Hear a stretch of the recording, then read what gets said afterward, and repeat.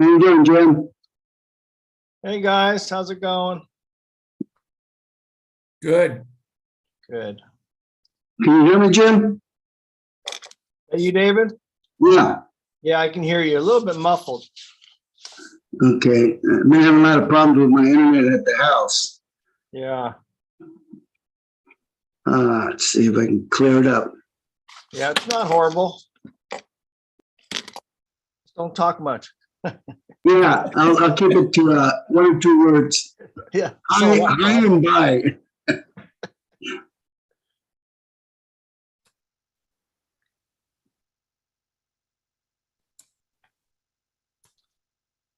Who's all here? Let's see.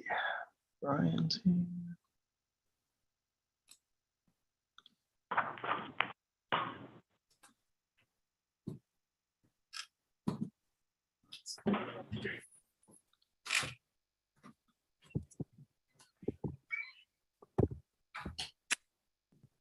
Just as if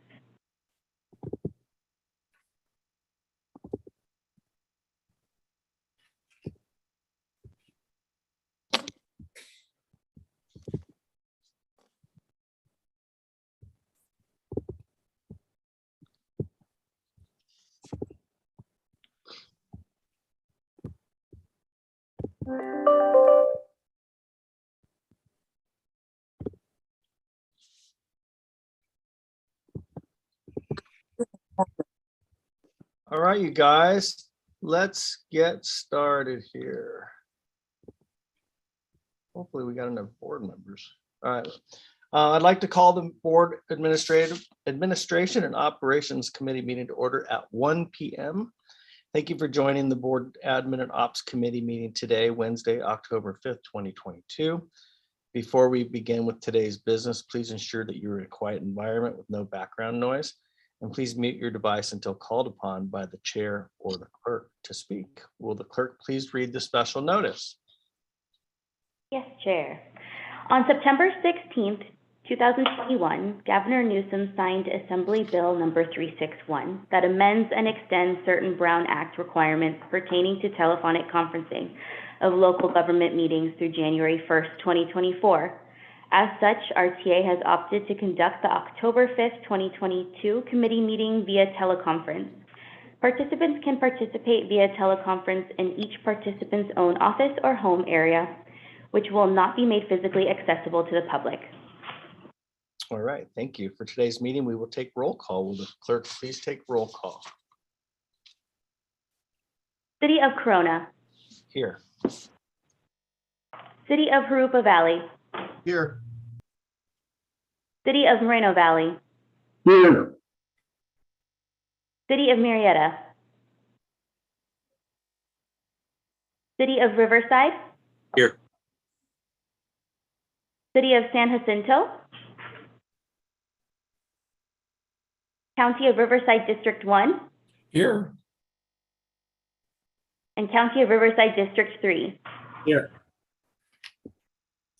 Chair, you have a quorum. Members, please remember to remute your devices. All right, thank you. Will the clerk please take attendance of RTA staff?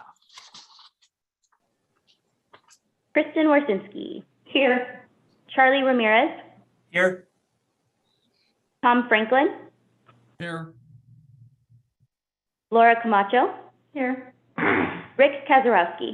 Here. Jim Neepkins. Here. Melissa Blankenship. Here. Mike Johnson. Here.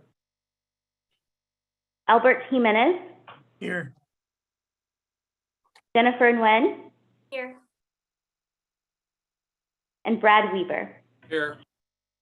All right, thank you. Let's move on to item 3, which is public comments on non-agenda items. Will the clerk please read the directions for public comments?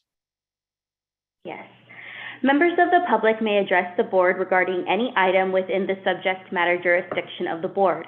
However, no actions may be taken on off-agenda items unless authorized by law. Comments shall be limited to matters not listed on the agenda. Members of the public may comment on any matter listed on the agenda at the time that the board considers that matter.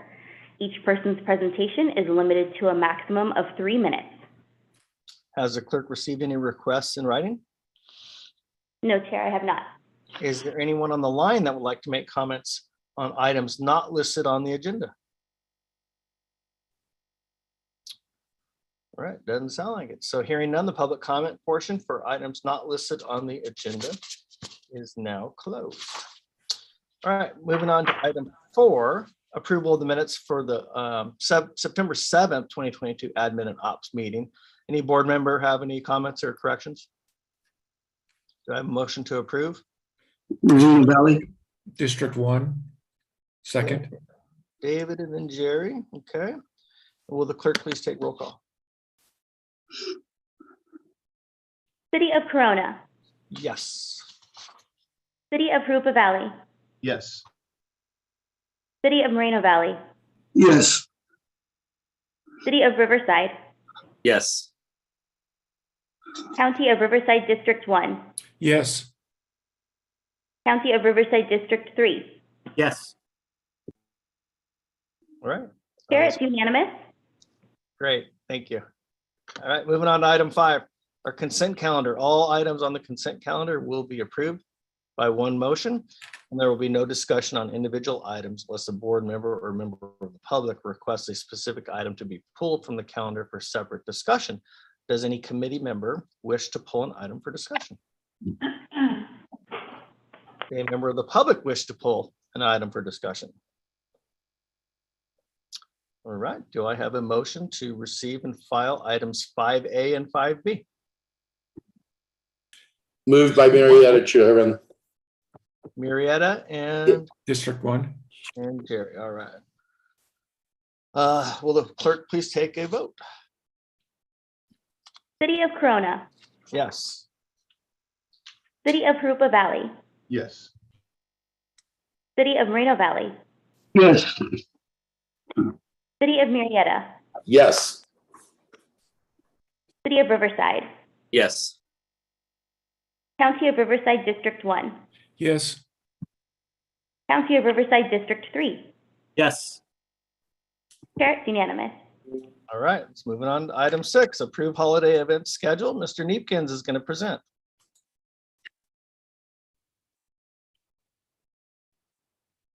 You there, Jimbo? Sorry, I didn't unmute There you myself. are. I apologize. Good afternoon, Chair Steiner, members of the committee. Jim Neepkins, I'm the Chief Marketing Officer. So each year during November and December, RTA works with several partner jurisdictions, local organizations to participate in parades, displays, and just a lot of special events. Similar to what we do throughout the year, but it kind of ramps up during the holidays. Obviously, we participate in these events as a marketing effort to promote RTA, but it also creates a strong positive corporate image, and we can partner with those communities that we serve. This year's anticipated holiday schedule is on page 14 of your committee meeting package. Although the list appears complete, we always remain flexible to accommodate changes and new requests as they come up. The cost to participate in these events is estimated to be less than $11,000 and is included in the approved fiscal year 2023 budget. And the recommendation today is approve and recommend this item to the full board of directors for their consideration as follows. Authorize staff to work with the individual cities and organizing groups and coordinate Riverside Transit Agency's involvement in the 2022 holiday events. Chair, that completes my comments. All right, thank you, Mr. Neepkins. Does any committee members have any comments or questions? Jerry, see your hand up. Yes, thank you, Mr. Chair. I have a request, and that would be to be added to that list. The Temescal Valley is having an event on November 5th. It runs from 9 a.m. to 4 p.m. So if Mr. Neepkins could include that on this list, would be greatly appreciated. Absolutely. I'll reach out to you to get the contact information and we'll take care of it. Yes, thank you. Back to you, Mr. Chair. All right, thank you. I do not see any other hands up. Okay. All right. Has the clerk received any requests in writing to speak? No, Chair, I have not. Okay. Is there anyone on the line that would like to make a comment? Hearing none, do I have a motion to approve? Valley, District 1, second. Valley and District 1. Will the clerk please take a roll call vote? City of Corona, Yes. City of Parupa Valley, Yes. City of Reno Valley, yes. City of Marietta, Yes. City of Riverside, Yes. County of Riverside District 1, Yes. County of Riverside District 3. Yes. Chair, it's unanimous. All right, let's move on to item 7, State of California Transportation Development Act Triennial Performance Audit Results for the fiscal years 2019 to 2021. Charlie Ramirez will present. Thank you, Chair Steiner and members of the committee. My name is Charlie Ramirez, Chief Financial Officer for the agency. So many years ago, the California legislature passed the Transportation Development Act, or TDA. The TDA's primary goal was simple. It was to improve public transportation in the state of California. To carry out that goal, the TDA established 2 funding sources, the State Transit Assistance Fund and the Local Transportation Fund. These 2 funding sources are available to transit agencies across the state and are 2 vitally important funding sources to this agency. To remain eligible for these 2 pieces of funding, transit agencies must undergo triennial reviews. A triennial review occurs every 3 years and is a broad review of the many functional areas of a transit agency. In Riverside County, the Riverside County Transportation Commission, or RCTC, is responsible for the distribution and oversight of TDA funding. As such, RCTC contracted with Michael Baker International, or MBI, to conduct this agency's triennial review for the period covering fiscal year 2019 through fiscal year 2021. MBI started the TDA triennial review in the summer of 2021 with a kickoff meeting, followed by an extensive request for documentation, which the agency provided in a timely fashion. All of this led into remote interviews being held with key personnel and staff of the agency in January of 2022. Staff continued to work closely with MBI throughout the spring, providing additional information and documentation and working with them through the draft process. At the conclusion of the review, MBI found that the agency was fully compliant with all 9 applicable TDA compliance standards, that the agency continued to make good and efficient use of TDA taxpayer dollars, no deficiencies were noted, and MBI put forth only 1 recommendation. It was a recommendation not born of any issues noted during the review, but was more of a constructive recommendation for future operations. That recommendation was to evaluate the costs and benefits of an electronic procurement software platform, otherwise known as e-procurement. E-procurement is a way to automate many of the manual processes associated with purchasing, and perhaps of most interest to the agency, a way to increase vendor participation when bidding on our projects. Increased bidding, of course, leads to increased competition, which then leads to reduced operating costs. So very intriguing to the agency. Staff did indeed perform that cost-benefit evaluation, learning that e-procurement solutions come in many different sizes and costs. However, staff did determine that a moderately sized and priced e-procurement solution could yield potential benefits for this agency. So much so that staff does plan to move forward with the implementation of an e-procurement solution later this year. So to summarize the results of the TDA review, the agency was fully compliant with all applicable TDA standards, continues to make good and efficient use of TDA taxpayer dollars, no deficiencies were noted, and we have now fully met the obligation from the loan recommendation put forth by MBI as part of the TDA triennial review. That TDA triennial review final report is attached to this staff report for your review, and that leaves us with your action here today, which is to approve and recommend this item to the full board of directors for their consideration as follows. To accept the state TDA triennial performance audit final report for FY19 through FY21. Thank you, and that completes my presentation. All right, thank you, Charlie. Congratulations, good job. Any questions from any committee members? Do not see anybody with their hand up. All right. Has the clerk received any requests to speak in writing? On this? No, item? Chair, I have. All right, thank you.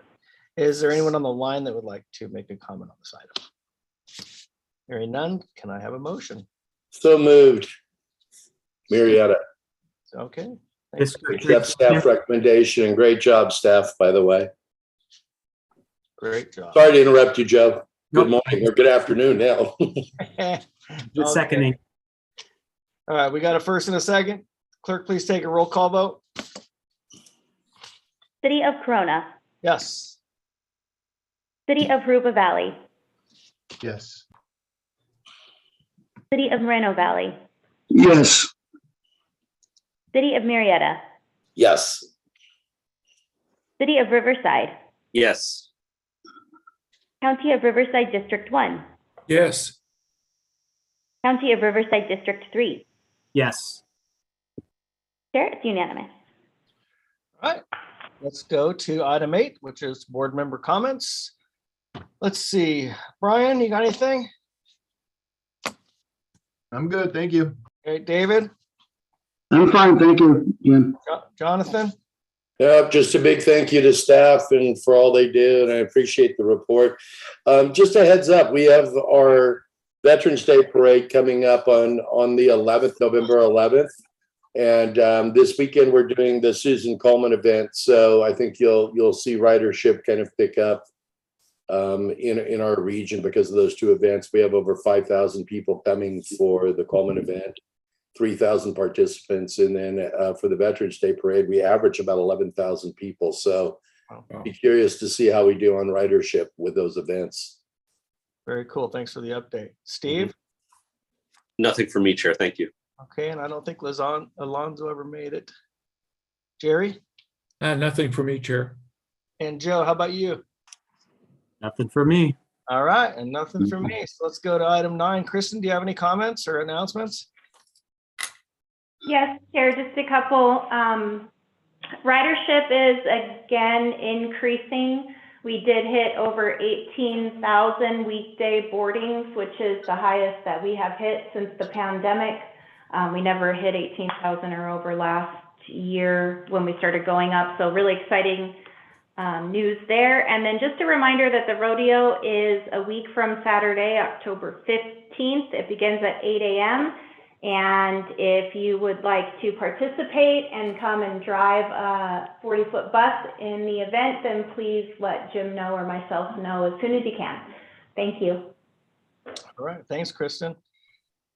All right, you guys, the next meeting of the Board Admin and Ops will be held November 2nd at 1 o'clock, and we'll be adjourned.